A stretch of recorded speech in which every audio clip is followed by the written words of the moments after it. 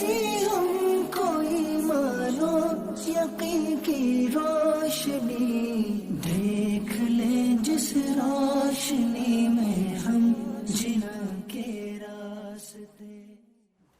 بسم اللہ الرحمن الرحیم۔ رب اشرح لی صدری ویسر لی امری واحلل عقدۃ من لسانی یفقہوا قولی۔ رضیت باللہ ربا وبالاسلام دینا وبمحمد صلی اللہ علیہ وسلم نبیا ورسولا، اما بعد فاعوذ باللہ من الشیطان الرجیم، بسم اللہ الرحمن الرحیم۔ قال اللہ تبارک و تعالی فی القرآن المجید والفرقان الحمید، وَلِلَّهِ عَلَى النَّاسِ حِجُّ الْبَيْتِ مَنِ اسْتَطَاعَ إِلَيْهِ سَبِيلًا۔ آمنت باللہ صدق اللہ العظیم وصدق رسولہ النبی الکریم الامین۔ وقال اللہ تبارک و تعالی فی شان حبیبہ مخبرا وآمرا، ان اللہ وملائکتہ یصلون علی النبی یا ایہا الذین آمنوا صلوا علیہ وسلموا تسلیما۔ الصلاة والسلام علیک یا سیدی یا رسول اللہ وعلی آلک واصحابک یا سیدی یا حبیب اللہ۔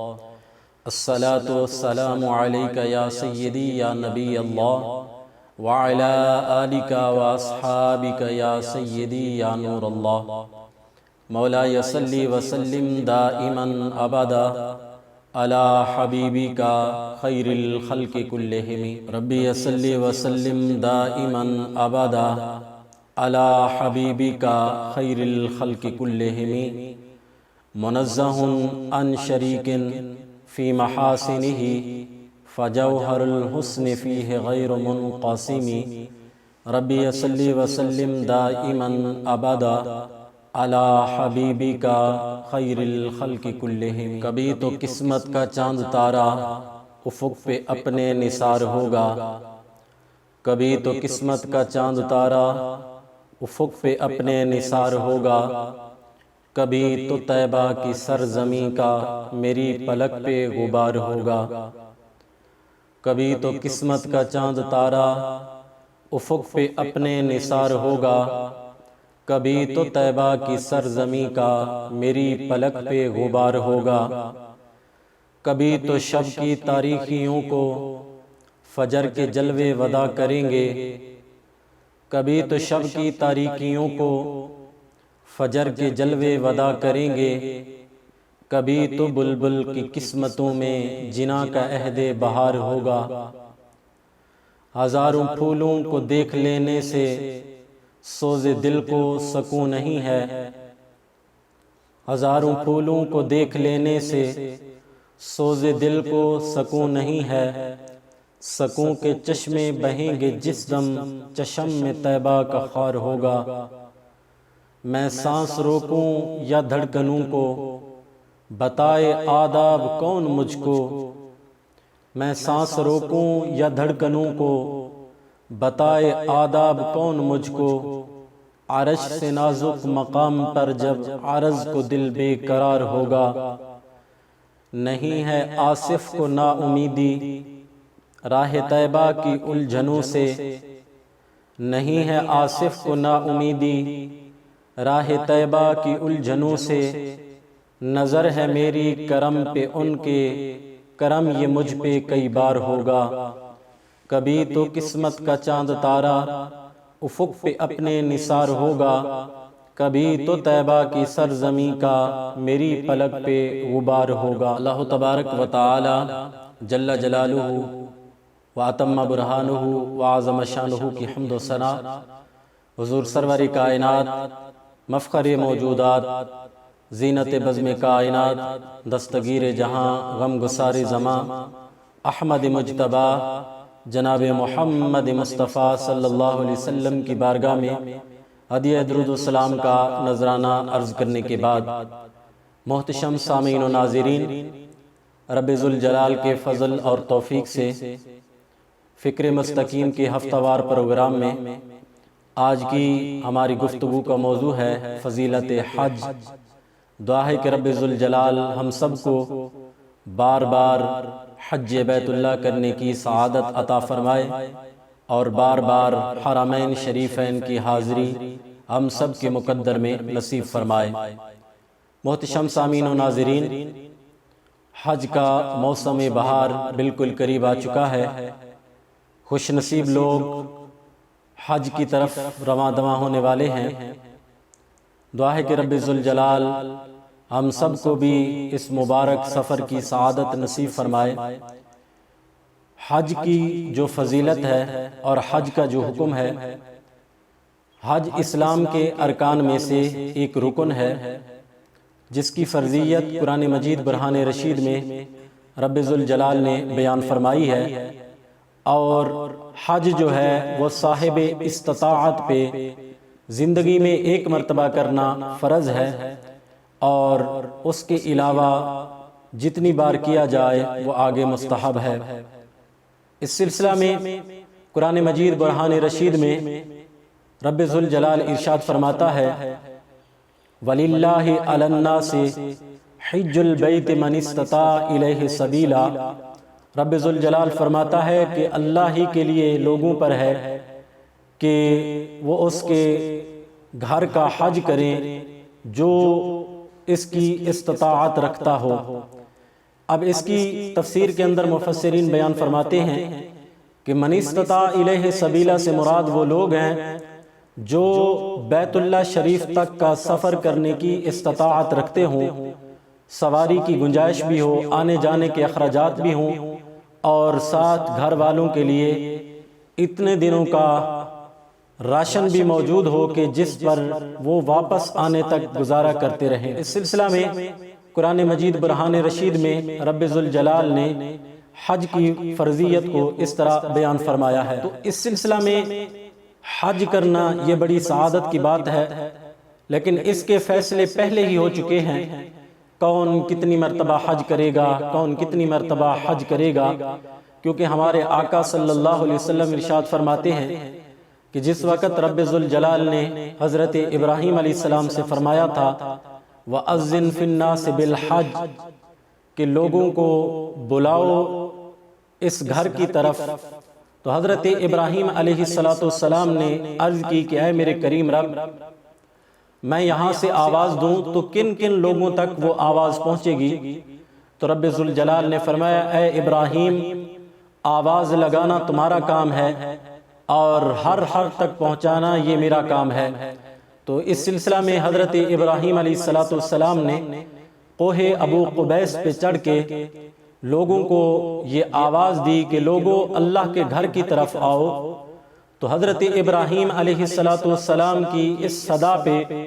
جس روح نے اس وقت لبیک کہا، اور جو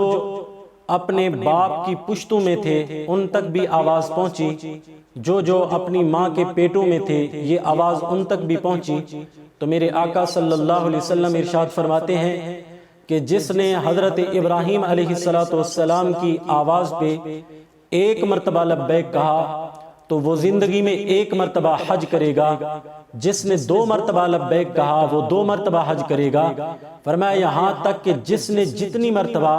حضرت ابراہیم علیہ السلام کی آواز پہ لبیک کہا تھا وہ زندگی میں اتنی ہی مرتبہ حج کی سعادت حاصل کرے گا۔ اس سلسلہ میں کہ حج زندگی میں ایک مرتبہ فرض ہے، یہ ہمارے آقا صلی اللہ علیہ وسلم کا فرمان جو کہ مسلم شریف کے اندر بھی موجود ہے اور مشکات شریف کے اندر بھی موجود ہے۔ ہمارے آقا صلی اللہ علیہ وسلم نے جس وقت لوگوں سے کہا کہ لوگوں اللہ نے تم پہ حج کو فرض کیا ہے، تو حضرت ابو ہریرہ رضی اللہ تعالیٰ عنہ روایت کرتے ہیں کہ ہمارے آقا صلی اللہ علیہ وسلم نے جس وقت یہ اعلان فرمایا فقال رجل، ایک مرد نے عرض کی یا رسول اللہ صلی اللہ علیہ وسلم اکل عام یا رسول اللہ صلی اللہ علیہ وسلم، اے اللہ کے محبوب صلی اللہ علیہ وسلم کیا ہم پہ ہر سال حج فرض ہے؟ یعنی جب بھی حج کا موسم آئے ہم پہ حج فرض ہو چکا ہوگا۔ تو ہمارے آقا صلی اللہ علیہ وسلم خاموش رہے۔ پھر اس شخص نے عرض کی یا رسول اللہ صلی اللہ علیہ وسلم اکل آمن یا رسول اللہ صلی اللہ علیہ وسلم، اے اللہ کے محبوب آپ نے فرمایا کہ تم پہ حج فرض ہے، تو یا رسول اللہ کیا ہر سال ہم پہ حج فرض ہے؟ تو پھر بھی ہمارے آقا صلی اللہ علیہ وسلم خاموش رہے۔ اس نے تیسری مرتبہ کہا اکل آمن یا رسول اللہ صلی اللہ علیہ وسلم، اے اللہ کے محبوب کیا ہم پہ ہر سال حج فرض ہے؟ تو پھر ہمارے آقا صلی اللہ علیہ وسلم نے آگے اسے جواب دیا۔ سرکار نے فرمایا لو کنت نعم لوجبت، فرمایا میرے غلام اگر میں ہاں کہہ دیتا تو پھر رب ذوالجلال تم پہ ہر سال حج کو فرض فرما دیتا۔ یہ ہے زبان مصطفیٰ صلی اللہ علیہ وسلم کی شان، اور یہ ہے ہمارے آقا صلی اللہ علیہ وسلم کے اختیارات کی ایک جھلک، کہ ہمارے آقا صلی اللہ علیہ وسلم نے فرمایا کہ میں جو خاموش تھا، تم بار بار مجھ سے پوچھ رہے تھے کہ کیا ہر سال حج فرض ہے، تو فرمایا میں خاموش اس لیے تھا لو کنت نعم لوجبت، اگر میں ہاں کہہ دیتا تو پھر تم پر ہر سال حج فرض ہو جاتا، تو لہٰذا تم اس کی طاقت نہ رکھتے۔ تو اس حدیث سے پتہ چلا کہ حج جو ہے وہ زندگی میں ایک مرتبہ صاحب استطاعت پہ حج فرض ہے۔ اس سلسلہ میں حج کی جو فضیلت ہے اس کو بیان کرتے ہوئے نبی اکرم نور مجسم شفیع معظم صلی اللہ علیہ وسلم کا فرمان الترغیب والترہیب کے اندر موجود ہے کہ نبی علیہ السلام نے ارشاد فرمایا حجو، میرے غلاموں حج کرو، فَإِنَّ الْحَجَّ يَغْسِلُ الذُّنُوبَ كَمَا يَغْسِلُ الْمَاءُ الدَّرَنَ، فرمایا کہ مسلمانوں حج کرو، بے شک حج جو ہے یہ گناہوں کو ایسے دھو ڈالتا ہے، فرمایا جیسے پانی میل کو دھو ڈالتا ہے۔ یہ حج کی فضیلت ہمارے آقا صلی اللہ علیہ وسلم نے یہ بیان فرمائی ہے کہ حج جو ہے وہ گناہوں کو ایسے دھو ڈالتا ہے جیسے پانی میل کو دھو ڈالتا ہے۔ تو اس سلسلہ میں نبی اکرم نور مجسم شفیع معظم صلی اللہ علیہ وسلم کا وہ فرمان بھی موجود ہے جو کہ حضرت عمر بن عاص رضی اللہ تعالیٰ عنہ اپنی آخری وقت میں بیان فرما رہے تھے، الترغیب والترہیب کے اندر بھی موجود ہے، اور اس کو امام طبرانی نے بھی روایت کیا ہے کہ جب حضرت عمر بن عاص رضی اللہ تعالیٰ عنہ کا آخری وقت تھا تو آپ زارو قطار رو رہے تھے۔ کچھ صحابہ کرام رضوان اللہ تعالیٰ علیہ مجمعین حضرت عمر بن عاص رضی اللہ تعالیٰ عنہ کے قریب پہنچے تو پوچھا کہ اے عمر کیوں رو رہے ہو؟ تو حضرت عمر بن عاص رضی اللہ تعالیٰ عنہ فرمانے لگے کہ میں اس لیے رو رہا ہوں، مجھے وہ وقت یاد آ رہا ہے کہ جب میں نبی اکرم نور مجسم شفیع معظم صلی اللہ علیہ وسلم کے پاس حاضر ہوا تھا اسلام قبول کرنے کے لیے، تو فرماتے ہیں میں نے کہا مد یدکا، محبوب ہاتھ آگے کرو، میں اسلام قبول کرنا چاہتا ہوں۔ تو حضرت عمر بن عاص رضی اللہ تعالیٰ عنہ نے جب یہ عرض کی تو سرکار علیہ السلام نے اپنا ہاتھ مبارک آگے بڑھایا، تو حضرت عمر فرماتے میں نے اپنا ہاتھ پیچھے کھینچ لیا۔ تو ہمارے آقا صلی اللہ علیہ وسلم نے فرمایا عمر تجھے کیا ہوا؟ خود ہی تو کہا تھا کہ میں اسلام قبول کرنا چاہتا ہوں، ہاتھ آگے بڑھاؤ۔ جب میں نے ہاتھ آگے بڑھایا تو تم نے اپنا ہاتھ پیچھے کھینچ لیا۔ تو حضرت عمر بن عاص رضی اللہ تعالیٰ عنہ فرمانے لگے یا رسول اللہ صلی اللہ علیہ وسلم،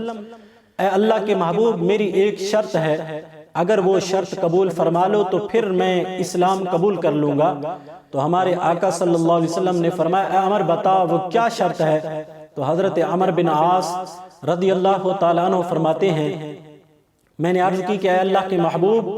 میری شرط یہ ہے کہ جب میں اسلام قبول کروں تو میرے پچھلے زندگی کے سارے گناہ دھل جائیں، وہ سارے گناہ معاف ہو جائیں۔ تو ہمارے آقا صلی اللہ علیہ وسلم نے فرمایا اے عمر تجھے پتہ نہیں یہ 3 عمل ایسے ہیں کہ جن کی وجہ سے بندے کے پچھلے سارے گناہ دھل جاتے ہیں اور رب ذوالجلال ان کو ایک نئی زندگی عطا فرما دیتا ہے۔ پہلے نمبر پہ فرمایا اے عمر تجھے نہیں پتا کہ اسلام لانا کفر کے بعد، فرمایا یہ ایسا عمل ہے کہ پچھلے کفر کے سارے داغ دھبے اسلام لانے کی برکت سے دھل جاتے ہیں، اللہ پچھلے سارے گناہوں کی بخشش فرما دیتا ہے۔ دوسرے نمبر پہ ہمارے آقا صلی اللہ علیہ وسلم نے ارشاد فرمایا ہجرت کرنا اللہ کی راہ میں یہ بھی ایسا عمل ہے کہ جس کی وجہ سے انسان کے پچھلے سارے گناہ بخش دیے جاتے ہیں۔ اور تیسرے نمبر پہ ہمارے آقا صلی اللہ علیہ وسلم نے ارشاد فرمایا حج کرنا یہ بھی ایسا عمل ہے کہ جس کی بنیاد پہ انسان کی زندگی کے پچھلے سارے گناہ دھل جاتے ہیں۔ تو اس حدیث سے بھی پتہ چلا حج جو ہے وہ زندگی کے پچھلے سارے گناہوں کو دھو ڈالتا ہے۔ حج کی برکت سے، حج کی فضیلت کی وجہ سے انسان کا نامہ اعمال ستھرا ہو جاتا ہے، عقیدے اور عمل کی چادر صاف ہو جاتی ہے۔ اور ہمارے آقا صلی اللہ علیہ وسلم کا یہ فرمان بھی پیش نظر رکھتے ہوئے دیکھا جائے تو پتہ چلتا ہے کہ حج کرنا یہ ایسی فضیلت کی بات ہے کہ جس کی وجہ سے انسان کی زندگی کے پچھلے سارے گناہ بخش دیے جاتے ہیں۔ اس سلسلہ میں حج کی جو فضیلت ہے، حج کے اندر ہی رب ذوالجلال نے جہاد کا ثواب بھی رکھا ہے، حج کے اندر رب ذوالجلال کی رضا بھی موجود ہے، اور حج کے اندر ہی بندے کی زندگی کے پچھلے سارے گناہوں کا کفارہ بھی موجود ہے۔ اس سلسلہ میں الترغیب والترہیب کے اندر نبی اکرم نور مجسم شفیع معظم صلی اللہ علیہ وسلم کا وہ فرمان موجود ہے کہ جس وقت ہمارے آقا صلی اللہ علیہ وسلم کی بارگاہ میں ایک شخص حاضر ہوا اور آ کے عرض کیا، یا رسول اللہ صلی اللہ علیہ وسلم، میں کمزور دل بھی ہوں اور بوڑھا بھی ہو چکا ہوں، لیکن دل میرا بھی کرتا ہے کہ میں جہاد کا ثواب حاصل کروں۔ یعنی دو عذر ہیں میرے، ایک تو یہ ہے کہ میں کمزور دل ہوں، میں میدان جہاد میں جا کے اس طرح کے جو حالات جنگ کے اندر بن جاتے ہیں ان کو مجھ سے برداشت نہیں ہوتا، اور دوسرا میں ویسے ہی جسمانی طور پہ کمزور اور بوڑھا ہو چکا ہوں، تو یا رسول اللہ صلی اللہ علیہ وسلم میں کیا کروں کہ جس کی بنیاد پہ رب ذوالجلال مجھے جہاد کا ثواب عطا فرما دے؟ تو ہمارے آقا صلی اللہ علیہ وسلم نے فرمایا، ہلما الی جہاد لا شوکۃ فیہا، فرمایا میرے غلام میں تمہیں ایسا جہاد نہ بتاؤں کہ جس کے اندر کوئی مشقت ہے ہی نہیں، یعنی تمہارا جو عذر ہے کہ تم میدان جہاد میں نہیں جا سکتے، تم تلوار نہیں چلا سکتے، تم کمزور ہو چکے ہو، تم بوڑھے ہو چکے ہو، فرمایا پھر میں تمہیں ایسا جہاد بتاتا ہوں کہ جس کے اندر مشقت ہے ہی نہیں، لیکن رب ذوالجلال اس کے اندر ہی تمہیں جہاد کا ثواب عطا فرما دے گا۔ تو ہمارے آقا صلی اللہ علیہ وسلم نے جس وقت یہ فرمایا تو اس شخص نے عرض کیا، رسول اللہ صلی اللہ علیہ وسلم ارشاد فرمائیے میں کون سا عمل کروں کہ جس کی بنیاد پہ رب ذوالجلال مجھے جہاد کا ثواب عطا فرما دے؟ تو ہمارے آقا صلی اللہ علیہ وسلم نے فرمایا، الحج، میرے غلام اگر تو جہاد کا ثواب حاصل کرنا چاہتا ہے، جہاد کر نہیں سکتا، تو فرمایا تو جا کے حج کر لے، حج کرنے کی بدولت ہی رب ذوالجلال تم کو جہاد کا ثواب عطا فرما دے گا۔ اس لحاظ سے ہمارے آقا صلی اللہ علیہ وسلم کا فرمان الترغیب والترہیب کے اندر موجود ہے کہ نبی اکرم نور مجسم شفیع معظم صلی اللہ علیہ وسلم نے ارشاد فرمایا، میری امت کے کمزوروں، بوڑھوں اور عورتوں کا جو جہاد ہے وہ رب ذوالجلال نے حج اور عمرے کے اندر رکھا ہے، یعنی جو کمزور ہوں، جو بوڑھے ہوں، جو عورتیں ہوں، اور فرمایا کہ جس وقت وہ کمزور لوگ ہوں تو فرمایا ان کے لیے رب ذوالجلال نے جو جہاد کا ثواب ہے وہ حج اور عمرے کے اندر رکھا ہے، یعنی یہ لوگ جب رب ذوالجلال کی رضا کے لیے حج کریں گے یا عمرہ کریں گے تو رب ذوالجلال ان کو حج کی برکت سے ہی جہاد کا ثواب بھی عطا فرما دے گا، اور عمرے کی برکت سے ہی رب ذوالجلال ان لوگوں کو جہاد کا ثواب عطا فرما دے گا۔ اس سلسلہ میں حج کی جو فضیلت ہے اس کو بیان کرتے ہوئے نبی اکرم نور مجسم شفیع معظم صلی اللہ علیہ وسلم نے یہ ارشاد فرمایا کہ جس وقت بندہ حج کے ارادے سے نکلتا ہے تو فرمایا کہ رب ذوالجلال اسے ہر قدم پہ ایک ایک نیکی عطا فرماتا ہے، اور رب ذوالجلال ہر قدم کی برکت سے اس کا ایک ایک گناہ معاف فرما دیتا ہے۔ اب یہ حج کی فضیلت ہے اور یہ حج کی برکت ہے کہ ایک طرف تو یہ ہے کہ رب ذوالجلال راضی ہو جاتا ہے اور رب ذوالجلال کی طرف سے انعامات کا نزول ہوتا ہے، دوسرا یہ ہے کہ اس کے ہر قدم کو اٹھانے کی برکت سے رب ذوالجلال اسے نیکی بھی عطا فرماتا ہے اور رب ذوالجلال اس کے گناہوں کی بھی بخشش فرما دیتا ہے۔ اس لحاظ سے حج کی جو فضیلت ہے اور حج کی جو برکات ہیں وہ احادیث مبارکہ کے اندر موجود ہیں۔ اس سلسلہ میں الترغیب والترہیب کے اندر نبی اکرم نور مجسم شفیع معظم صلی اللہ علیہ وسلم کا یہ فرمان موجود ہے جس کو امام طبرانی نے بھی روایت کیا ہے کہ نبی اکرم نور مجسم شفیع معظم صلی اللہ علیہ وسلم مسجد مینا میں تشریف فرما تھے کہ دو شخص ہمارے آقا صلی اللہ علیہ وسلم کی بارگاہ میں حاضر ہوئے اور آ کے عرض کیا، رسول اللہ صلی اللہ علیہ وسلم ہمارے کچھ سوالات ہیں، آپ ان کے جواب عطا فرما دو۔ تو ہمارے آقا صلی اللہ علیہ وسلم نے فرمایا اگر چاہو تو تم سوال کرو اور میں تم کو جواب دوں گا، اور اگر تم چاہو تو میں خود ہی تمہیں تمہارے سوال بتا دیتا ہوں اور خود ہی اس کے جواب تم کو دے دیتا ہوں۔ تو جس وقت ہمارے آقا صلی اللہ علیہ وسلم نے یہ فرمایا تو ان میں سے ایک شخص عرض کرنے لگا یا رسول اللہ صلی اللہ علیہ وسلم آپ خود ہی ارشاد فرما دیجئے۔ تو ہمارے آقا صلی اللہ علیہ وسلم نے ان کے جتنے سوالات تھے ان سارے سوالوں کو دہرایا۔ جس وقت ہمارے آقا صلی اللہ علیہ وسلم نے ان کے سوالات ان کو بتائے تو وہ شخص کہنے لگا یا رسول اللہ صلی اللہ علیہ وسلم قسم ہے اس ذات کی جس نے آپ کو حق کے ساتھ بھیجا ہے، مجھے خدا کی قسم جو کچھ میرے دل میں تھا، جو کچھ ہمارے سوالات تھے آپ نے خود ہی بیان فرما دیے ہیں۔ تو وہ سوالات ہمارے آقا صلی اللہ علیہ وسلم نے ان کو بتائے، پھر ان کے جوابات بھی عطا فرمائے۔ ان کے اندر سوالات جو تھے ان میں سے سب سے پہلا یہ تھا کہ یا رسول اللہ صلی اللہ علیہ وسلم جو بندہ حج کے ارادے سے گھر سے نکلتا ہے تو اللہ تبارک و تعالی اسے کتنا اجر عطا فرماتا ہے؟ تو ہمارے آقا صلی اللہ علیہ وسلم نے فرمایا تمہارے اس سوال کا جواب یہ ہے کہ جس وقت تمہاری اونٹنی گھر سے نکلتی ہے، یعنی اب یہ سواری کی بات ہو رہی ہے، تو ہمارے آقا صلی اللہ علیہ وسلم نے فرمایا کہ ہر قدم پہ رب ذوالجلال تم کو ایک نیکی عطا فرماتا ہے، اور ہر قدم پہ رب ذوالجلال تمہارا ایک گناہ معاف فرما دیتا ہے۔ یہ ہے حج کی نیت سے گھر سے نکلنے کا اجر۔ اور پھر ہمارے آقا صلی اللہ علیہ وسلم نے فرمایا تمہارا دوسرا سوال یہ تھا کہ طواف کے بعد 2 رکعت پڑھنا اس کے اندر رب ذوالجلال کتنا ثواب عطا فرماتا ہے؟ تو ہمارے آقا صلی اللہ علیہ وسلم نے فرمایا کہ طواف کے بعد 2 رکعت پڑھنا رب ذوالجلال اس میں تمہیں اتنا اجر عطا فرمائے گا، فرمایا گویا کہ تم نے اولاد اسماعیل علیہ السلام سے کوئی غلام آزاد کیا ہو، یعنی اتنا بڑا ثواب رب ذوالجلال تم کو عطا فرمائے گا گویا تم نے اولاد اسماعیل میں سے کوئی غلام آزاد کیا ہو۔ تو یہ اس بات کا اجر ہے، فرمایا کہ طواف کے بعد 2 رکعت پڑھنے کا۔ اس کے بعد حضور علیہ السلام نے فرمایا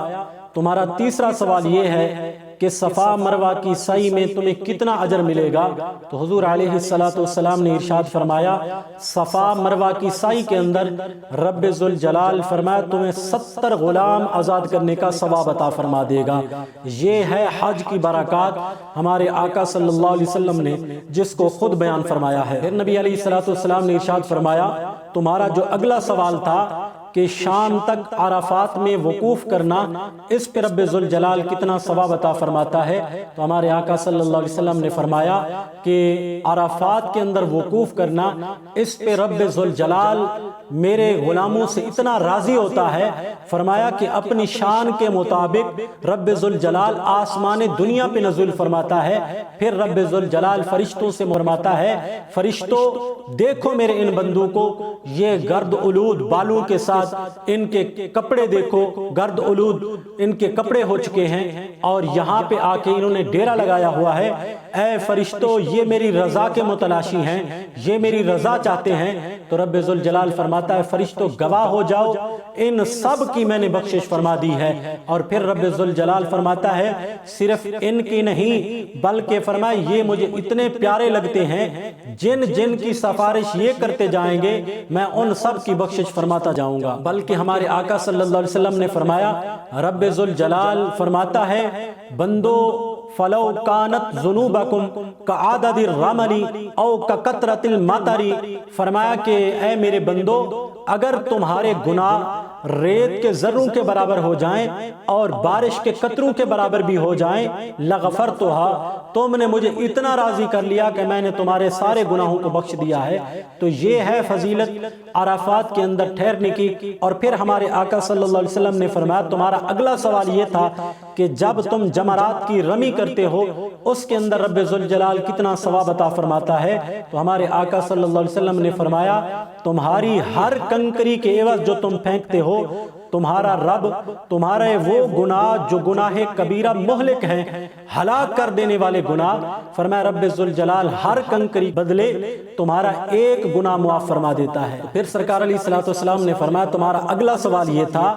کہ اللہ تبارک و تعالیٰ قربانی کے اندر کتنا ثواب عطا فرماتا ہے، تو ہمارے آقا صلی اللہ علیہ وسلم نے فرمایا قربانی جو ہے یہ تمہارے پروردگار کے پاس تمہارے لیے ذخیرہ ہے. یعنی یہ ہمارے آقا صلی اللہ علیہ وسلم نے اجمالی طور پہ یہ ارشاد فرما دیا کہ وہ تمہارے لیے قیامت والے دن رب ذوالجلال کی ہاں امانت ہے جو تمہیں رب ذوالجلال اس دن عطا فرما دے گا. پھر ہمارے آقا صلی اللہ علیہ وسلم نے فرمایا تم نے پوچھا کہ جس وقت بندہ سر کا حلق کراتا ہے تو پھر اسے کتنا اجر ملتا ہے، تو ہمارے آقا صلی اللہ علیہ وسلم نے فرمایا کہ تمہارے ہر بال کے بدلے جسے تم کاٹتے ہو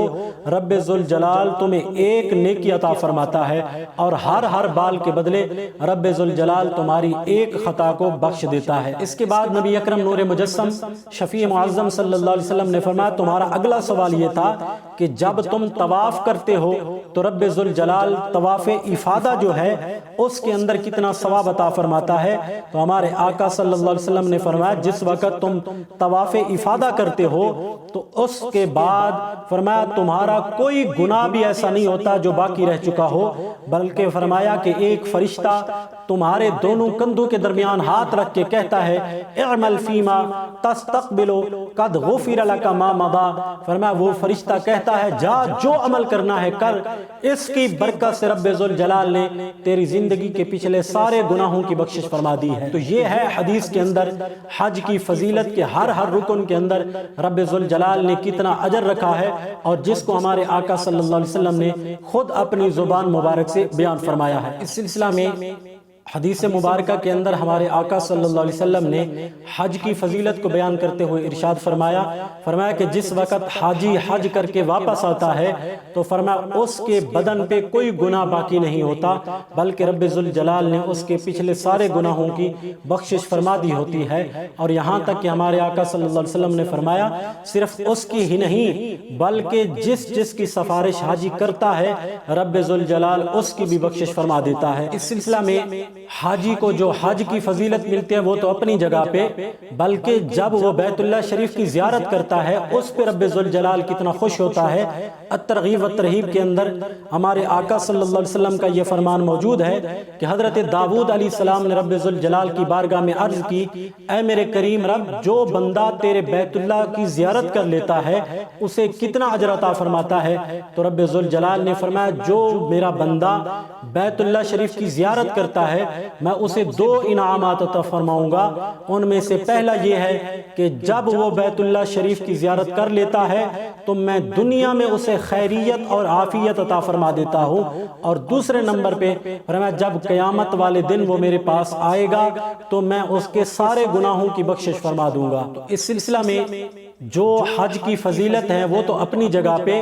جو صاحب استطاعت ہو اور وہ حج نہ کرے تو اس کے لیے 2 چیزیں ہیں. ایک تو یہ ہے کہ وہ ان ساری فضیلتوں سے محروم رہ جاتا ہے اور ان سارے فضائل سے وہ محروم رہتا ہے. دوسرا یہ ہے کہ ہمارے آقا صلی اللہ علیہ وسلم نے صاحب استطاعت ہونے کے باوجود حج نہ کرنے والے پہ کتنی ناراضگی کا اعلان فرمایا ہے، جو کہ مشکات شریف کے اندر موجود ہے، اور امام دارمی نے بھی اس کو روایت کیا ہے کہ ہمارے آقا صلی اللہ علیہ وسلم نے فرمایا من لم یمنعہ من الحج،